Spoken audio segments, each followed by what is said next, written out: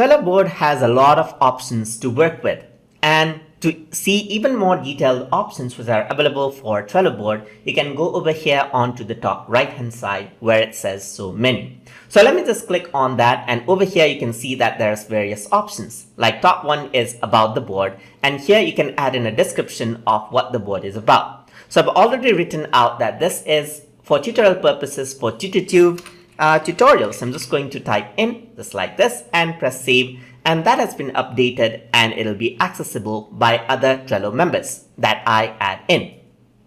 Then the second option is to change the background. You can go around and change the background color or choose a background picture, just like that. There's the search card feature where you can search. This is just an alternative to the search which is right over here on the top. So this is just like that. You can search via labels, you can search by members like due date and so forth, just like that.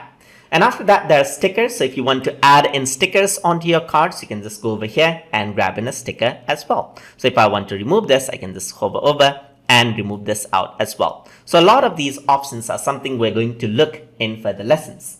Then after that, there's the butler for creating automated events, which is built on into Trello board. So this is something that we're going to see in future lessons as well. And then there's more options. So once you go to more, you have options to go to settings. You can change the themes, and then you can add and remove permissions towards members over here. There's label options, so you can add in labels as well. You can create a new label, like choose a color and create it out. And just like that, you can add in, let's say, for example, script, just like that, which is another label, create it, and there you go. The labels has been created just like that.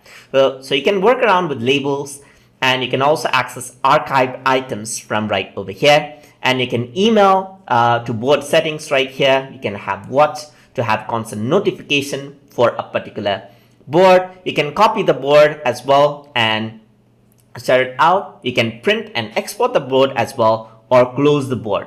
You also have option to link this board just like that and send it to someone else who you want to give access to.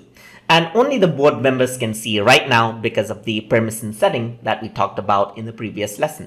So you can make this public and send it out to anyone just like that.